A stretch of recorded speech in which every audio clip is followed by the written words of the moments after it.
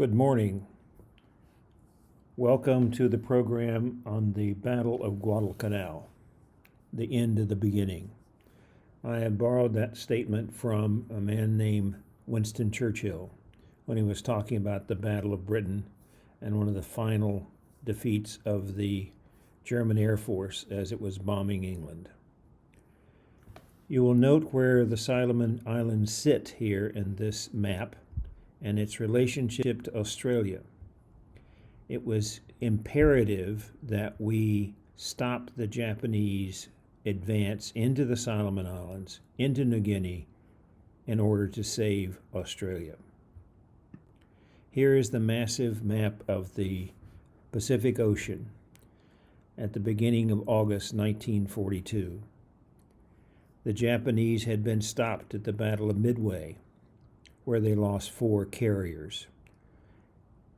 And then at the Battle of Coral Sea, which basically was a draw. You'll note again that the sea lane is most important in this particular map. But imagine you're looking at from the Aleutian Islands to the Solomons, from Singapore and Burma almost to the Hawaiian Islands. Here is a picture of the 1st Marine Division fording one of the many rivers in Guadalcanal during a very dark time on the island when we were reconsidering removing ourselves and retreating. They are going on the offensive and expanding their perimeter and run into a massive amount of Japanese resistance. One of the reasons why the Japanese was able to advance so much was the simple fact that the Allies were flying terrible aircraft against the Japanese. Here's an example of one of those aircraft, most of which had been shot down as they left Wake Island or Midway Island, going to the air, the Brewster Buffalo. And this slow, unstable, overweight, weakly armed aircraft was called by the United States Marine Corps pilots as the Flying Coffin, and they were absolutely correct. Here is the superior Japanese fighter in 1941 and 2, the Mitsubishi Zero. Beautiful aircraft, lightweight, extremely agile, heavily armed. Here are some of the specifications of that aircraft. You will note that it has a maximum speed of about 350 miles an hour, but with extra tanks it could fly up to 1,600 miles. It could leave the Japanese carriers, it could leave land-based airfields, and you'll note it had 2 30 caliber machine guns as well as 2 20mm cannons in its wings. It was far superior to anything we had. It had a primary weakness. It had no ceiling gas tanks or armor around the pilot or the engine. A single tracer shell going through the gas tanks would cause the aircraft to explode. But the pilots nor the planes were considered to be significant. In general, planes, pilots, infantrymen were expendable from the Japanese military's point of view. And so they built a plane around that concept that was going to be its downfall. This is the airplane that the Japanese Zero met on Pearl Harbor. It had a great deal of weakness, the P-40 Warhawk. And it was very low turning radius. It tended to crash or go into a dive or stall. Our pilots were terribly inexperienced. Where the Japanese pilots had fought in China, they had been extremely successful there. We, however, valued our pilots and our planes, so we put in self-sealing gas tanks. We put armor around the engine and the pilot, so the 30 caliber machine guns could not penetrate. This primary strength of the P-40 Warhawk was its ability to speed dive into a Japanese aircraft formation, fire its up to 6 50 caliber machine guns, and then do something called boom and zoom. It would go in and out and survive. It, in 1942, was a little bit faster, but not much, than the Zero. And later it would hold 6 50 caliber machine guns. You'll notice that the initial models had 4 30 caliber machine guns. Again, the self-sealing gas tanks. 2 P-40s got off the ground at Pearl Harbor to fight the Japanese. They shot down several Japanese bombers. However, they only shot down 1 Zero. So the P-40 Warhawk was basically a land-based aircraft used by the Army Air Corps, as opposed to the F-4F Wildcat, slower, longer ranged, initially did have 650 caliber machine guns, and they could do something called the Thatch weave in order to survive. And they discovered this by a pilot named John Thatch. And essentially it's a weave, and they could protect yourself. And here is an example of a Thatch weave. One plane coming in here, another American aircraft coming in here. One could line up for a long-range deflection shot here or get on the tail of the other. This is how they survived. This was first used in the Battle of Midway. John Thatch was jumped with his 6 F-4Fs by 20 Japanese Zeros. After the few seconds were over, they had shot down 3 to the loss of only 1. Again, the F-4F was also a Marine Corps aircraft. Here they are lined up on Guadalcanal at Henderson Airfield. Very sturdy, very, very difficult to shoot down airplane. And as a result, it's one of the reasons why we were able to win the war. The Japanese were highly skilled fighters. They had been fighting for many years, and as a result of that, they had become very skilled, the Navy had, to fight night battles. We had not become very skilled at that, primarily because we had radar. Here is another important issue, is the Japanese long lance. 6,000 pounds of torpedo. It could go more than 20 miles at 25 miles an hour and arrive with 1,000 pounds of explosives. This would be one of the most important Japanese used weapons in the early war. We, on the other hand, put on our ships what was called, at least, the Mark 14 torpedo. Here is a picture of the last Mark 14 torpedo in 1943 being made at the torpedo factory at Arlington, Virginia. It was initially designed in the Depression.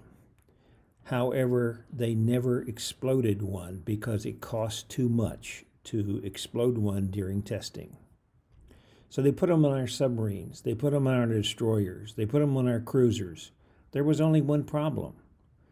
When they were fired, they would breach, jump out of the water, which would alert the ship they were being fired at. They would explode prematurely, sometimes right out of the tube that it was fired. It would hit the target, go into the sidewall of the ship, and never explode. Or it would go under the target. It had major problems in its ability to maintain its level in the water. Or, most disastrously, it would circle around and hit the submarine and sink it. It exploded when it hit the submarine. In 1943, a single U.S. submarine fired 15 torpedoes at a Japanese tanker. Only 2 exploded. It had a failure rate of up to 80%. It was a disaster, but this was the weapon we were using against Japanese ships during the early part of the war. It wasn't until 1943 that the Mark 14 torpedoes mechanism for explosion was finally repaired and became useful. So this is the type of thing we were using against Japanese ships. On land, we were using an average rifle. Initially on Guadalcanal, most of the Marines used a Springfield 1903 bolt action. It was a 30 caliber rifle with a 5-round stripper clip. It would take up to 5 to 10 seconds to load. Then you had to pull the bolt and fire it. It actually had a Mauser design in its bolt action, and we were paying the Germans for the privilege of that design. Found it interesting both in World War I and World War II. We paid the Germans every time we made a rifle because we used the Mauser design. In 1920s, a man named Garand started working on a semi-automatic rifle. And as a result, we developed the M1, or he developed the M1, which was adopted in 1936, but very few were built until the war began. It was a far superior rifle. If you look up here at YouTube, you can click on that and you can see a YouTube about the rifle as compared to the bolt-action Springfield. George S. Patton stated it was the greatest battle weapon ever devised. The Marines also had another weapon, the BAR, which was made by John Browning in 1919. Had a 20-round magazine, had single shot, that is semi-automatic fire, 3-round fire, slow fire, fast fire. It was a superior rifle, semi-automatic small machine gun, in fact. So against this, the Japanese were using a bolt action. Initially, they had a 25 caliber round. They found that it was insufficient against American troops, so they developed a 30 caliber round, which presented to them major problems of logistics, particularly on Guadalcanal, where they had to bring 2 types of ammunition to the island to make certain that their soldiers had ammunition to fire against the Americans. Another aspect, strange aspect of the war, was how racism on both sides affected how we perceived and how they perceived us as the enemy. This particular article on how racism, arrogance, and incompetence led to Pearl Harbor, published in 2016. The Japanese were considered by the Americans as a funny, curious people, but they were technologically inept. In other words, they had no idea that they had built the Zero or could fly it as well as they could. Actually, they said in the publications that were being published at that time, they could not become good navigators because they lacked a sense of balance, and their eyes simply were not correct. So, on the other side, the Japanese saw Westerners as also racially inferior. So the Japanese basically took the position that they were going to purify Asia from the inferior Europeans and Americans. They perceived Westerners as materialistic, individualistic, and greedy, which would not allow them to become the warriors they would need to be to win the war against the Japanese. Japan took on the position of the ancient warrior code of Bushido, and they told their soldiers this, and they modified it to the point that said death was more honorable than surrender, particularly death for the emperor. Bushido became the justification for the terrible mistreatment of Allied prisoners during the war. They perceived themselves to be superior warriors against the weak and degenerate Americans. In the Battle of Tarawa, a Japanese machine gunner, as he was killing Americans walking through waist-deep water, said, "I knew that we were going to lose the war when they kept coming and kept coming and kept coming." Here are some books that you might find interesting about Guadalcanal. These are all first-person reports. Guadalcanal Diary, With the Old Breed, Helmet for My Pillow. These are people who were actually there in 1941 and 42. These are the three best histories. There is Richard Frank's history, and it's the definitive one as far as I'm concerned. This is a relatively new one, and these should be available at the library. In addition, Guadalcanal has made it into the media, several movies, and this is the most recent movie, a 10-part series, I believe, called The Pacific. I highly recommend it. It is now out in Blu-ray. Here's some significant facts about Battle of Guadalcanal. It is the first American offensive action of World War II against any Axis power. We fought this battle without knowledge of the enemy. We had not yet invaded North Africa to fight the Germans, so this operation was the first offensive battle. Every branch of the military, U.S. Army Air Corps, the Marines, the Navy, and the Coast Guard. In fact, the first Medal of Honor and only Medal of Honor given to a Coast Guard member was there at Guadalcanal. We were down to 4 aircraft carriers, and the Battle of Guadalcanal, we lost 2 of them. The Wasp and the Hornet both were shot by Japanese submarines using the Long Lance, and it was a very successful torpedo.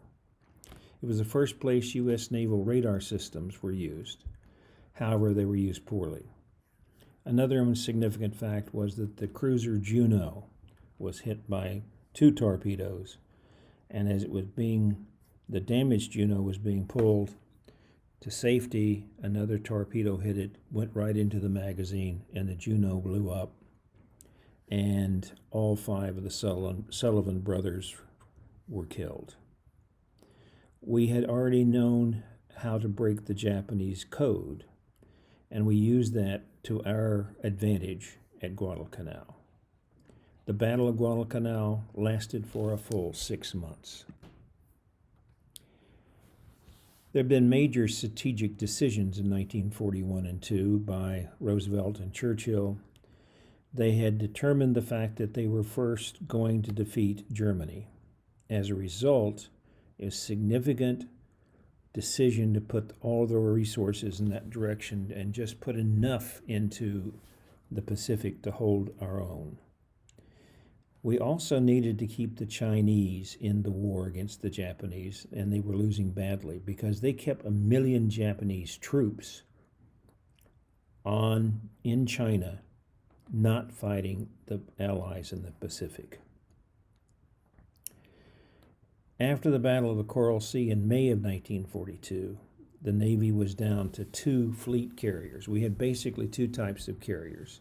The fleet carrier that had on board more than 120 aircraft, and the escort carrier or jeep carrier that would hold 25 or 30. Very slow, very under-armored aircraft carriers. We just started developing those.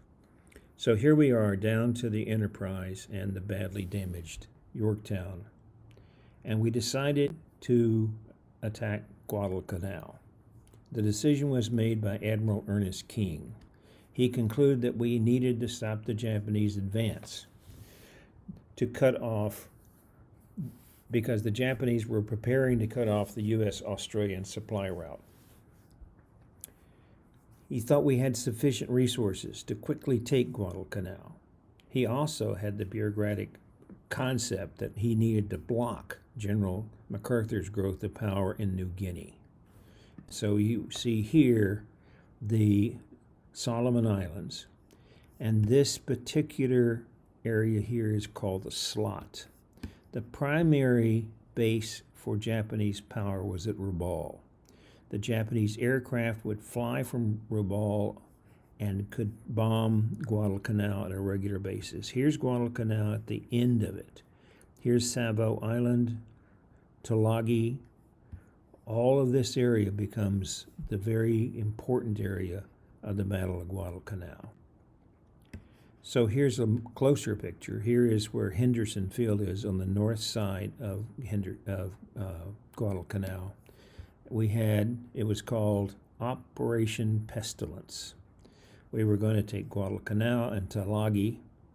Then we were going to take the other islands in the Solomons, and then we were going to attack Rabaul. That was our desire, whether we were successful or not. The Battle of Guadalcanal not only had land battle involved, there were several primarily naval battles. We will talk extensively about that. So the first battle here, we invade on August the 7th, 1942, Guadalcanal, followed that night by the Battle of Savo Island. And all of these are naval battles around the Guadalcanal.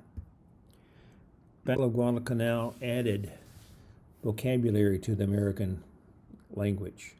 Here is one of those words, the slot. I've already shown you the slot. The Tokyo Express, a daily run of fast ships, of Japanese ships that came down the slot to the canal. Iron Bottom Sound, that's the name of the ocean and area in front of Guadalcanal because of all the damaged ships that sank there. It was the first time we had experienced and survived banzai attacks. We had never heard that until the Japanese infantry began to scream it. It added the marine names of Chesty Puller, Basilone, Diamond, Joe Foss. All of these names were added to the vocabulary of Americans during 1942 and 3. This is why this area is called Iron Bottom Sound. Notice all of the Japanese ships that were sunk, but notice all the American ships that were sunk. And here we are on Florida Island. This is, ships were lost here too. So we prepared to attack Guadalcanal, but if you look at another name for Operation Watchtower, it was named Operation Shoestring by the men who were fighting it. We had no idea of what was going on in the Pacific. We only had maps that had been designed by the British Admiralty. The British Admiralty would draw the area of an island and guess at what was on the interior. They never sent anybody off their ship to measure anything. Our plans for the design were chaotic, to say the least. We were going in with no idea of exactly what we could accomplish or what we would find. We had done a rehearsal, and it had in the Fiji Islands. However, the island we attacked had a coral reef. We tried that 10 days before the actual assault, our very first amphibious assault in the Pacific, and it was a total failure. The commander's conference was disastrous. Actually, the commander, Fletcher, didn't even show up at the conference. That's what he thought about it so much. And logistics, again, Operation Shoestring. As someone said in one of the reports, don't ask, don't tell, long before this particular phrase became popular in current American culture. A grand opening, beautiful grand opening. The invasion fleet arrived during a rainstorm undetected by Japanese submarines or surface ships. It was the trifecta, total strategic, operational, and tactical surprise. We stormed on shore with only 80 landing craft. Marine Division had taken the beach, and we went inland. A few shots were fired, and we found out that most of the Japanese on the island, of about 2,200 at that point, were actually construction workers. The soldiers all left behind, and their construction workers left tons of materials, equipment, food, oh, by the way, lots of rice and lots of sake. For some reason, the Marine reports from the day ignored the sake and paid a little attention to the rice. So in the first 2 days, 11,000 Marines were landed. So here is a map of the landing. These troops landed here. We opened up a small beachhead. We began to expand that beachhead and protect primarily the goal of the partially constructed Henderson Field. It was very successful. From August 7th to August 9th, we took the Navy and Sea Base. We began to fight on Tulagi. We were successful there. And we began to learn something about the Japanese and how they fought. Actually, in one of the islands we attacked nearby, the troops mostly would die rather than surrender. Notice here we landed on these 2 islands, 3,000 troops, and the fighting was fierce. August the 8th, a disaster.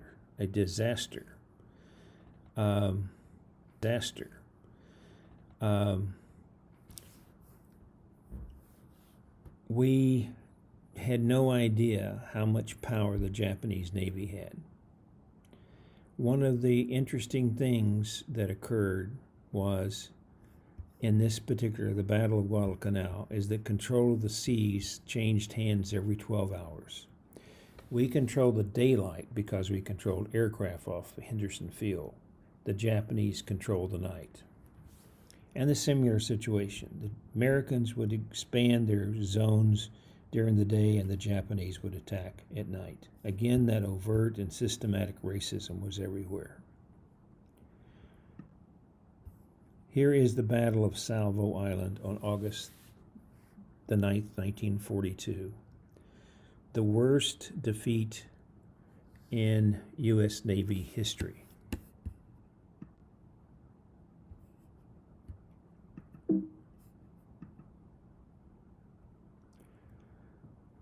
The battle took place at night. We had radar at the time but did not know how to use it. We lost 4 heavy cruisers and 1 Australian cruiser. 2 destroyers were damaged. Again, these were all lost to torpedoes. That night, over 1,000 Allied sailors died. The Japanese had light damage to 3 cruisers. All of our torpedoes that had been fired at them failed to work. We believe the Japanese had maybe 100 casualties compared to our, that's total wounded and dead. And the Japanese made a major tactical error. And that error was not going after the transports. A couple of weeks later, the Japanese decided to counterattack. But they thought the Americans on Guadalcanal were a small raiding force. They had no idea we had 11,000 troops on the island. So the Japanese colonel was sent there with about 1,000 Imperial Army infantry soldiers, and they landed about 20 miles to the east of the Marine positions. Here is where the Ichi force was landed. They came along the island, and this is the result. They attacked at the one place where we were strong. And as a result of their 1,000 soldiers, 900 died that night. Partially, we were able to destroy them because the banzai attack and the use of a 37 millimeter anti-tank gun firing grape shot. We also had several small light tanks. Here is an M5 Stuart tank in the photograph, also with a 37 millimeter cannon and 2 machine guns. The Battle of Tanaroo, from Frank and many others' points of view, is the most significant small battle of the Pacific War. We now knew our enemies. We found out no Japanese soldiers were going to allow themselves to become POWs. It stunned the Americans' General Vandergraaf, who was on the island. However, that had significant psychological importance both to American and Imperial soldiers. Finally, the Imperial soldier knew they could be defeated. That destroyed their sense of invincibility and superior spirit. The Marines, on the other hand, knew they could hold the Japanese if they could put down enough firepower with their machine guns and cannon to stop the Japanese advance. A few days after the Battle of Tanaroo, we finally landed some airplanes on Guadalcanal. The runway had been completed, but there were no planes to put on it. So we sent 19 F-4Fs and 12 Dauntless dive bombers. Here is the Dauntless dive bomber flying very, very slow. SBD stands but slow but deadly. This dive bomber would go to about 15,000 feet, drop at a 70-degree angle, drop its bomb somewhere between 2 and 1,500 feet. This was the plane that destroyed the 4 Japanese carriers in the Battle of Midway. And behind it was a 30 caliber, 2 twin 30 caliber machine guns. The next sea battle after Savo Island was due to the fact the Japanese were attempting to reinforce their troops. They had about 1,500 troops and several transport ships. They also had 2 carriers. And against our 2 carriers, here is the strength. Essentially, the Japanese, as usual, have more strength than we do at sea. One of the reasons why we were able to defeat the Japanese, or at least come to a draw in this battle, was because of this plane, the consolidated PBY Catalina. 2,500-mile range. It had 3 machine guns, which were basically useless. And it would carry between 7 and 10 crew. And it spotted the Japanese fleet. And as a result, we were able to attack them. Of course, they retaliated. Here on August 24th is a bomb exploding on the deck of the USS Enterprise. Regrettably, photographer's mate Robert Reed was killed by this explosion, but his film survived. This gives you a picture of the area of the Battle of Easter Solomons, August 26. This was the result. We sank one of their light carriers. The Enterprise was heavily damaged. We lost 20 aircraft to 75 aircraft. We had 90 casualties on both air and sea. But here we basically had a strategic victory. We delayed Japanese reinforcements and supplies to the island.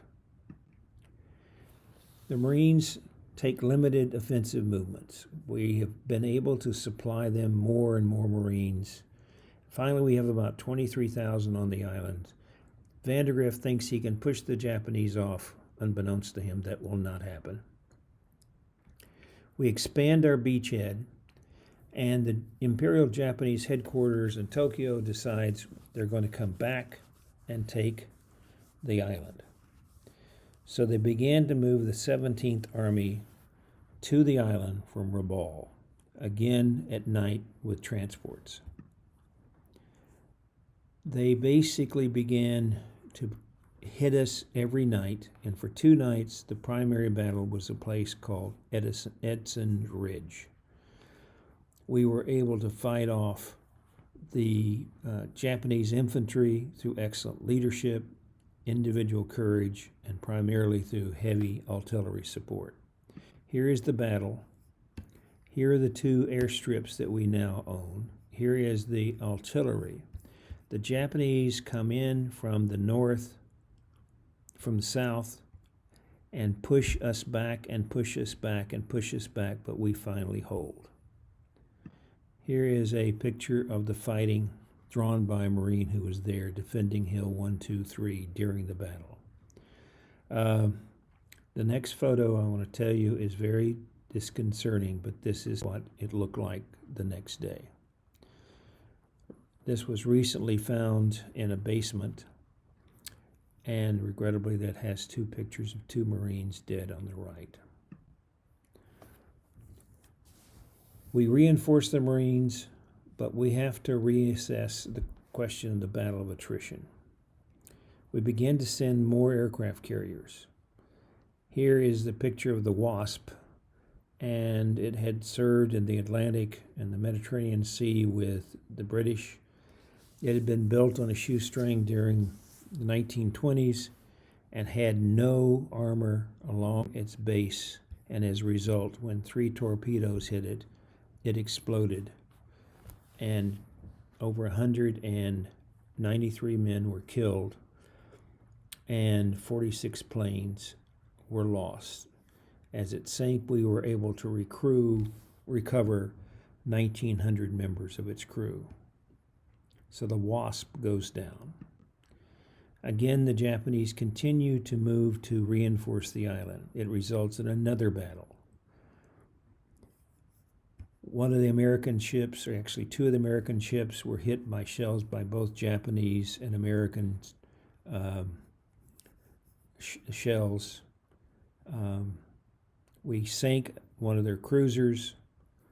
Almost 100 Japanese sailors were found floating in the water. That night, they refused to enter and be saved. The next morning, they surrendered. But in conclusion, we did destroy one of their heavy cruisers, and we lost another destroyer. Here is one of the destroyers that was hit. This is the Boise, this is the cruiser, this is the Duncan that was sunk during that battle. Gromley, who is the new Navy commander of the area, is sort of in and out. Doesn't take a lot of risk. So here comes the Japanese being able to put on to the island heavy artillery. We're talking about 150 millimeter cannons, a few of their light tanks, lots of ammunition, some provisions. And finally, the Navy is able to deliver some Army troops. Would you believe it? The North Dakota National Guard from the Guadalcanal is delivered. Can you imagine how those men felt coming from North Dakota to be put on an island in the Pacific? And when they arrived, all of these Army personnel had new rifles, the M1, new uniforms, helmet, and food supply. And in the series The Pacific, you will see how the Marines were envious and did their best to liberate or steal all of these Army supplies because they were low on food, ammunition, and guns. The battle is now almost 3 months old. August, September, we're now into October, and we're not being very successful. So Chester Nimitz, the commander of the South Pacific, says we've got to change leadership. So he sends in Vice Admiral Halsey. Halsey flies to Numa, and as he's leaving the airplane, he is given a letter saying, "You shall take the South Pacific Area Command immediately." And here is William Bull Halsey. Halsey was known as a very aggressive man. He missed, however, the Battle of Midway due to a health issue, shingles. And here he is now given the Battle of Guadalcanal. December the 8th, when surveying the wreckage of the Pacific Fleet, he remarked, "Before we're through with them, the Japanese language will be spoken only in hell." Very aggressive soldier. And it added to the ability of Americans to be prepared for the battles of Henderson Field that occurred in late October. More and more, we tried to expand into the island and fought these battles. Basically, they were draws. November. So we've gone from October to now in November. The bombardment. Almost 1,000 14-inch cannon shells from 2 battleships rained down on the Marines and the Army now on Guadalcanal. They destroy every airplane that's there. This is an example of one. They bombard the island for 4 hours with 1,500-pound shells. We tried to stop the Japanese attack, and we were successful. You'll notice these are Japanese tanks that have been destroyed, and as a result, we were able to continue to hold on to our small portion of the island. Here is the Coast Guardman who received a Medal of Honor by saving more than 500 Marines during this battle. Then comes the Battle of Syracuse. We only had 2 carriers left against 4 for the Japanese. We only had 160 aircraft. In this battle, the Hornet goes down, and the Enterprise is again terribly damaged. We lose 82 aircraft to the Japanese 96. But the key here is we only lose 24 aircrew to the Japanese 148. Again, a tactical U.S. loss, but a Pyrrhic victory for the Japanese due to the loss of aircrew. Here is the Hornet, well known for launching the B-25s that bomb Tokyo earlier. And it's being hit here with actually with an airplane, and then a torpedo, and it sank a few days later. So it was commissioned on October 20th, 1941. It was sunk on October 27th, 1942. The Japanese faced a choice. Do we continue to fight at Guadalcanal, or do we basically give up? So again, they come at us. They decided to send more reinforcement and troops. We continue to send more reinforcement and troops. It is the decisive battle. Here is the casualties as a result of the first of what's known as the 2 sea battles off of Guadalcanal, not actually named. Let's call them the Battle of Friday the 13th. Callahan versus Scott versus Abe, the Japanese admiral. They came with 2 battleships. We come with some cruisers. They have 1 cruiser and 11 destroyers. In the battle, the 2 battleships light up the Atlanta at 3,000 yards and basically pummeled it into nothing. And Callahan, being on board, basically said, "Fire. Odd ships fire to starboard, even ships fire to port." So here comes our ships, here come the Japanese ships. One captain described it as a barroom brawl after the lights had been shot out. No one knew what they were doing.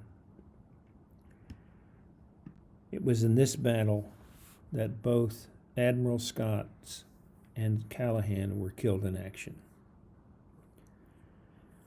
we lost both the Juneau and the Atlanta, where they lost a single battleship. Here are the 6 brothers from Waterloo, Iowa, who died on the Juneau. Actually, one of the 4 were killed in the initial blast of the Juneau. 1 survived in the water, but due to technical decisions by the commander, we did not pick up the survivors, and he died. Here is the hits on the battle of the Second Battle of Guadalcanal. This shows you the hits on the San Francisco. After the Second Battle of Guadalcanal, we are left with only 2 battleships and no useful carriers.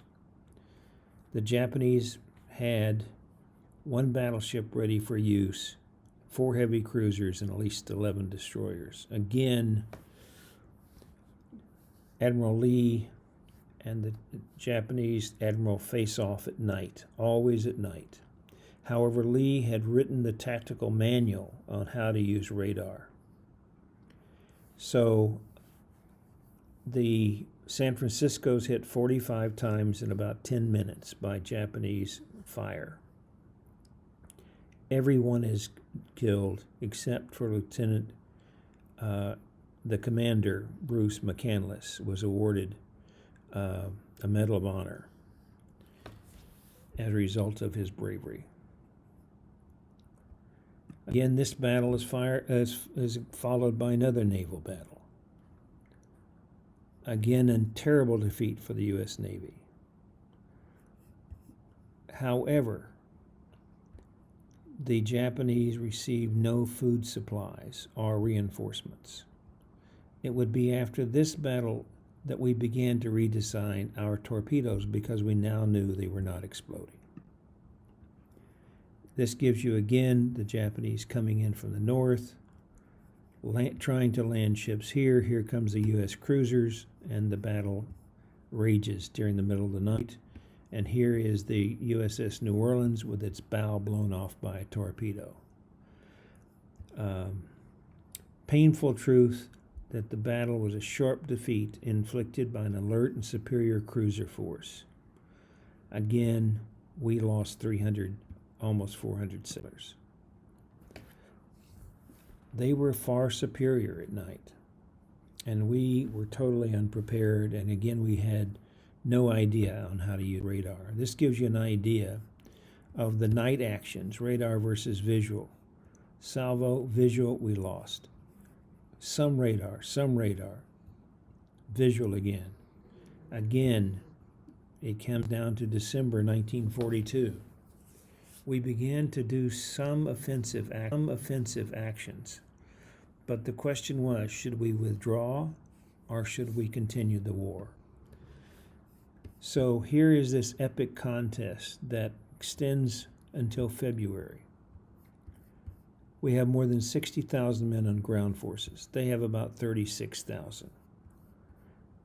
The battle slowly comes to an ebb, and we keep some pressure on, but mostly we hold onto our beachhead.